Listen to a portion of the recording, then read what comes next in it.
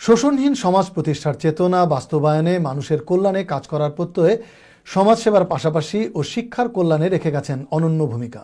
সমাজের কুসংস্কার অবিচার দূরীকরণে শিক্ষার বিকল্প নেই এই ব্রতে 1969 সালে নিজ নামে প্রতিষ্ঠা করেছিলেন জামির আহমেদ উচ্চ বিদ্যালয়। সিলেটের ওসমানীনগরের সেই আলোর ফেরিওয়ালা খ্যাত জমির আহমেদ স্মরণে আয়োজন করা হয়েছে শোকসভা ও মিলাদ মাহফিলের। আমাদের সহকর্মী শিপন আহমেদের রিপোর্টে দেখুন বিস্তারিত। জমির আহমেদ বহুমুখী উচ্চ বিদ্যালয়ের প্রতিষ্ঠাতা শিক্ষা অনুরাগী মরহুম আলহাজ জমির আহমেদ স্মরণে শোক সভা, মিলাদ মাহফিল ও মেজবানি অনুষ্ঠিত হয়েছে। শনিবার ওসমানীনগর ও বিশ্বনাথ উপজেলা সীমান্তবর্তী নতুন বাজারস্থ জমির আহমেদ বহুমুখী উচ্চ বিদ্যালয় প্রাঙ্গণে সভা শেষে অনুষ্ঠিত হয় মিলাদ মাহফিল।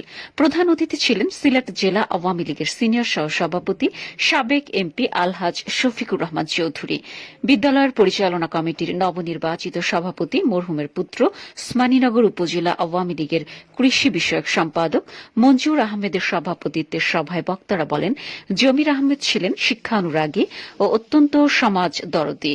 তার নিজ হাতে গড়া বিদ্যালয়ে পড়াশোনা সম্পন্ন করে সীমান্তবর্তী এলাকার হাজারো শিক্ষার্থীরা অবদান রাখছে দেশ ও বিদেশের সমাজ উন্নয়নে। তার মৃত্যুতে এলাকাবাসী হারিয়েছেন একজন খাঁটি সমাজসেবককে। তিনি যে জ্ঞান প্রদীপ জ্বালিয়েছেন তা যুগে যুগে হবে প্রজ্বলিত। তার রেখে যাওয়া কর্মের মাধ্যমে আজীবন বেঁচে থাকবেন গণমানুষের অন্তরে। বিদ্যালয়ের সহকারী শিক্ষক মোহাম্মদ নাজমুল ইসলামের পরিচালনায় বিশেষ অতিথি ছিলেন জগন্নাথপুর উপজেলা পরিষদের সাবেক চেয়ারম্যান আলহাজ আকমাল হোসেন, ওসমানীনগর উপজেলা চেয়ারম্যান আলহাজ ময়নুল হক চৌধুরী, জেলা আওয়ামী লীগের দপ্তর সম্পাদক আখতারুজ্জামান চৌধুরী, ওসমানীনগর উপজেলা আওয়ামী লীগের সভাপতি আতাউর রহমান, সাধারণ সম্পাদক আফজালুর রহমান চৌধুরী নাজলু, সাংগঠনিক সম্পাদক আনা মিয়া সহ আরও অনেকে।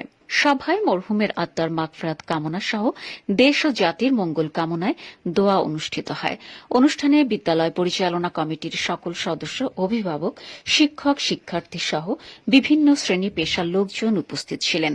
মিলাদ মাহফিল শেষে শিরনি বিতরণী ও মরহুমের বাড়িতে আয়োজন করা হয়েছিল মেজবানির।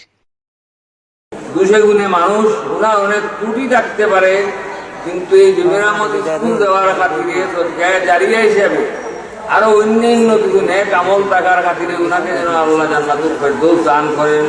এই এলাকাটা ছিল অবহেলিত। এই অবহেলিত জায়গার মধ্যে তিনি হাই স্কুল নির্মাণ করেছেন, ছাত্রছাত্রীদেরকে লেখাপড়ার সুযোগ করে দিয়েছেন। প্রার্থনা করি জমির আহমদ সাহেবকে যেন আল্লাহ রাব্বুল আলামিনের বেহেশতে সর্বোচ্চ স্থান জান্নাতুল ফেরদৌস দান করেন। Desk report, NTV, Europe.